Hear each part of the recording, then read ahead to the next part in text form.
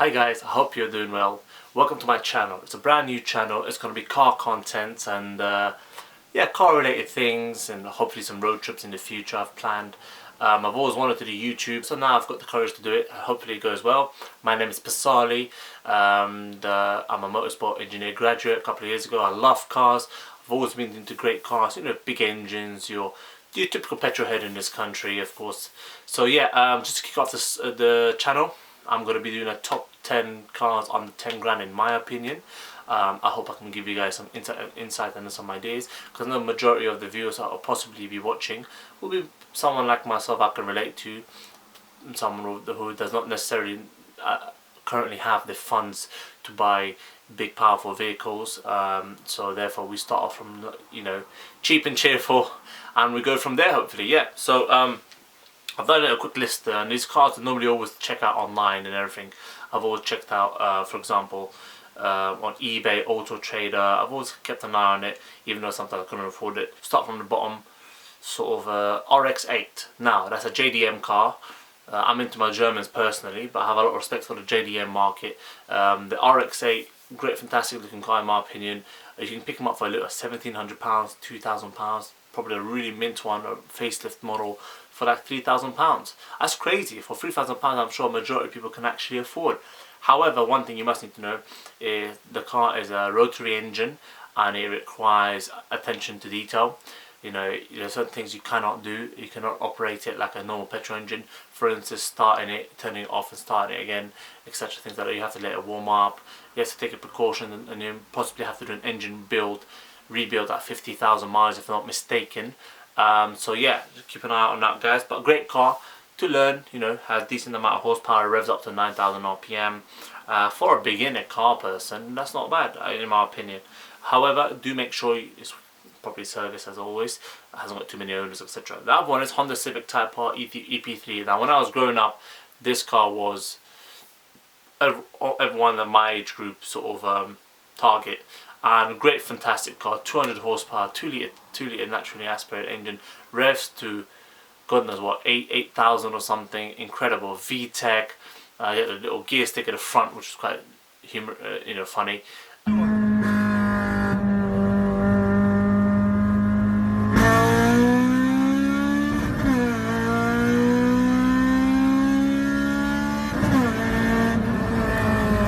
Yeah, so great. I think it's not bad on insurance. Now you can pick them up for what, 2 grand, 2.5 grand, 3 grand. Ideally they all have 130, 140, 150,000 miles on the clock. And if you're going to go for those mileage, again, always make sure it's serviced properly, read up some forms or whatnot, be prepped with knowledge, go check it out properly and thoroughly. Do not, you know, have a look here and get excited and buy it straight away. And you can pick up some for under 100,000 mileage for £3,000-4,000, so well under £10,000 target. E46 330D, so the 6-cylinder 3 litre 6-cylinder diesel. And the reason I'm recommending that car specifically is because if you were to modify it, not extremely, for example, you get the DPF or the EGR valve removed, the back box deleted, and remount to put hybrid turbos or something on it, you'll gain substantial amount of torque. And that car is known to pull like a train. It's known to embarrass new cars and old cars as well. So it's actually essentially a very good platform to build on and to get a really quick car. If you live especially outside of London and you don't have the ULEZ charge, the diesel charges and whatnot, you don't care about these things, and you know you can map it to an extent where you can pass MOT emission test. I highly recommend as a car. Again, well under £10,000, well under, probably under 5 even. Get it, you know, tune it up and enjoy. One after that I owned was the E46 330Ci. I thought it was a great vehicle. I thought it was a great car. It taught me a lot about the general dynamics of a performance vehicle. I had a 2-door coupe silver 53 plate. Thoroughly enjoyed it. Great on fuel, by the way. For what it is, it has 231 horsepower, 6-cylinder 3 litre petrol, 300 Newton meters of torque, 6-speed manual. Slap into 6th gear, cruising at 70 miles an hour, easily get over 30 miles per gallon. I used to travel from London to Brighton, which is about 110, 112 miles away from where I lived exactly. 20 quid 20 quid used to get me right there and allow me to drive around for a bit as well. So great car. I highly recommend anyone to get it. The engine proved to be very solid. Yeah, things like water pump and whatnot you have to change at 100,000. Make sure the Vanos is not, you know, is on point, and frequently oil changes and the usual. But generally, as an engineer, something you can really abuse, and it'll just give you back joy. One after that, guys, is S600 V12. Now this is quite a meaty vehicle, right? So V12, 5.5 litre twin turbo V12, 493 horsepower out of the box, brand new. But obviously it would have dropped by now. You can pick them up for 6, 7, 8 grand ish. You have to really look thoroughly soon. And a fantastic vehicle. Huge brake calipers at the front. You got a lot for your money. Being an S-Class, you get water heated seats and lots of leg room, big boot and everything. And provided it's looked after well, they're actually quite reliable. The ones that I've seen personally, of course, someone with more experience, someone who owned it for a long period of time could correct me. And just to be the one that I would personally recommend is the 53 or 03 or 53 plate onwards. The facelift ones had twin turbo V12, whereas the previous model I think had just the V12 standard, which had 360-70 horsepower roughly, whereas obviously the twin turbo version had considerably more.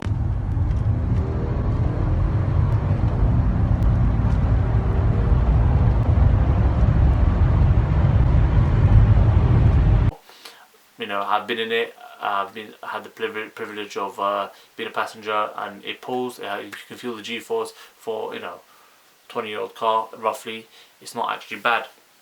One after that, guys, is 645i or 650. Yeah, the 6 Series.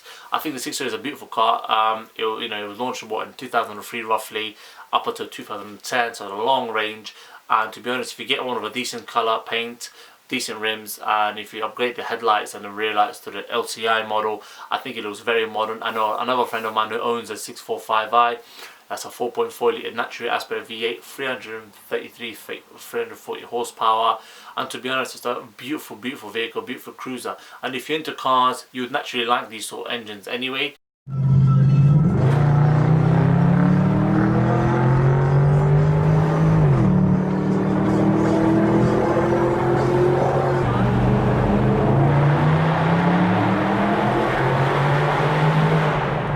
They're not, you know, outright performance cars, you know, like track weapons, but they're great cars. You can do a back box delete or muffler delete, as North Americans say, and get great sounds out of it, great luxury. And it will teach you the dynamics of owning a vehicle with high fuel costs and higher fuel costs, shall I say, than average, and you know, get used to it having big tires and good brakes and whatnot. It's a very good learner car, and as well as cruising around your main city. One after that, CLS 63, you can sort of find some of them for under 10 grand. Great bit of kit, 500 horsepower automatic, first came out, beautiful in my opinion, especially the backside. You got the slanted rear boot and the tail lights. I think they still look great. It's a lot of car for the money, under 10.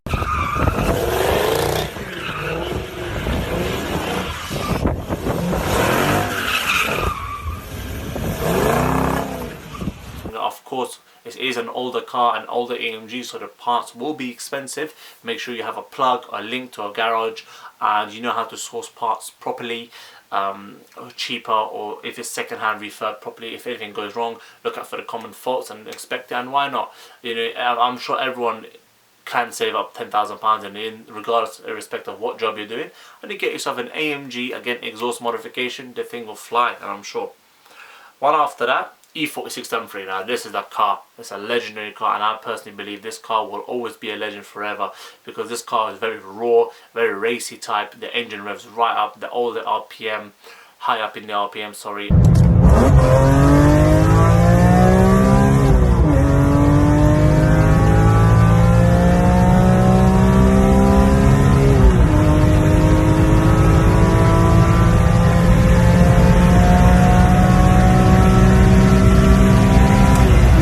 Has 343 horsepower from a 3.2 litre inline 6. Fantastic car, quad exhaust, manual is the preferred option. Manual coupe is the desired at the moment. You can get SMG convertibles, which are slightly less desired in the market, but either way, it's a great bit of kit. Put a CSL carbon intake on it, and the thing will sing all the way to near 9,000 RPM. Not 9,000, but 8,300 or something. Fantastic car, something I've always wanted.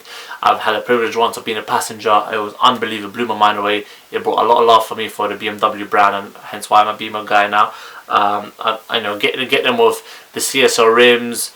You know, you're looking at about under 10 grand. You're looking at for the ones that have 100k, 120k, 130k mileage. But to be honest, these solid engines are quite solid, so you can buy them with confidence. Anything under 100k, they've actually surpassed E60 M5s in value, and so has the E39 M5 as well. So I highly recommend that if you can afford it, definitely go for this. A lot of car for the money, a lot of performance. Does 165 miles an hour easily, so make sure it's well looked after. There is subframes alright, and if you get an SMG, make sure the SMG is in good condition. Other than that, I've not really had major issues upon this car personally, so I highly recommend if you can afford it, definitely go for it regardless of the mileage. Just make sure it has some good paperwork. E55 AMG, and this is a beautiful car. It's the one with the quad, the frog eye look. Great bit of kit in my opinion, very subtle, very German-like sleeper look. It has about 470 horsepower roughly, 5.5 or 5.4 litre engine, V8, sounds beautiful.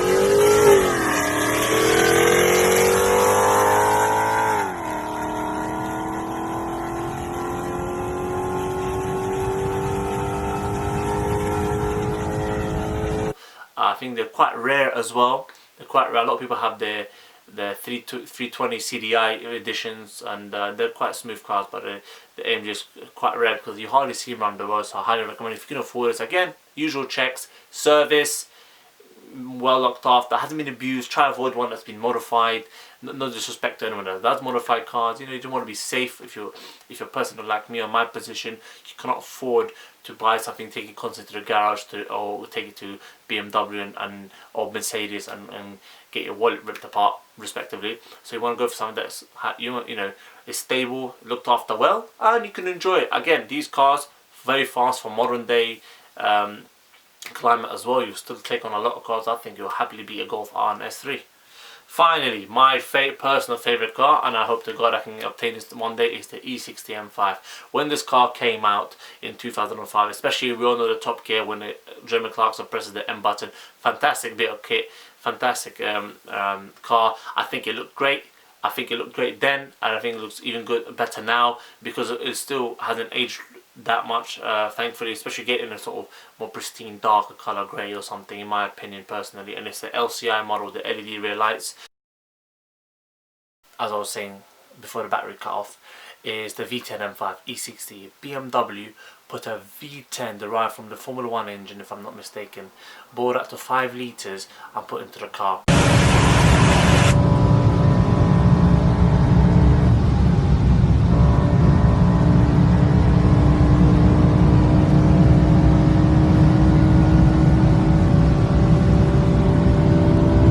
Before I mention further, you will find some that are under £10,000, either have previous damage history or high mileage.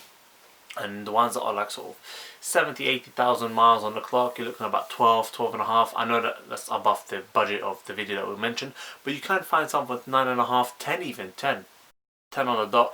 But make sure this car, as much as I love it and as much as I argue with my friends who love AMGs, this car is known to have some issues.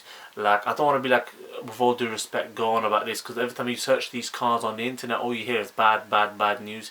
But at the same time, if you dig deeper into, especially on YouTube, you find owners who praise it and say that it wasn't that bad. The main thing, if you're going to get it, make sure the rod bearing is done, or at least include that in the negotiations. And if you get one with high mileage, like over 100,000, 110, 120,000 miles on the clock, if the service has been done properly, the oil change has been frequent, and they've documented some maintenance work like the clutch and the flywheel, the actuators, etc. Get that done. And of course, if you're getting one, regardless, my personal advice that I've received from many M-car owners, M5 owners, and I would personally do this in the future when I get one, because it's my dream car, is to get the rod bearings done. It's not worth it, because if it does go wrong, it's essentially a bottom end rebuild or a new engine, which costs thousands of pounds, not worth the budget. So therefore, yeah, 204 mile an hour car. Imagine you have a V10, you delete the back box or get an X-Pack exhaust for it. the recommendation I'm giving are that sort of like on the economy side, so you get that done. The car sounds like an F1.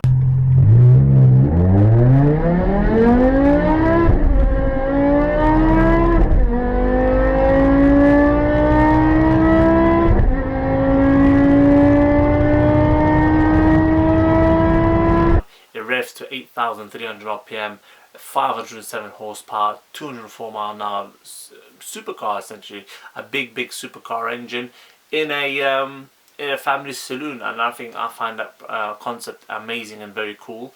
I think there's still more desired in the M6, which was a two-door version of it. So that's my recommendation, and I hope you guys did enjoy it. My first video on YouTube. This is my first attempt. I have a lot to learn, guys, so please, I don't want to sound generic. I appreciate every video you click. Please comment, subscribe and share. But I'm new to the game, so it will genuinely help me to do that. So please guys, kindly do that. And yeah, far more content to come. I have a lot of things planned, especially for the summer. So hopefully I can get around to doing these and collab with some people and have some friends with some nice cars, so we can always do good videos and take you guys on a journey of a working class individual who loves cars with a passion and has a degree in it, and then we can move forward and build up a future together. So thank you very much for watching, guys. I hope you really enjoyed it, and I'd like to see you soon again. Bye bye.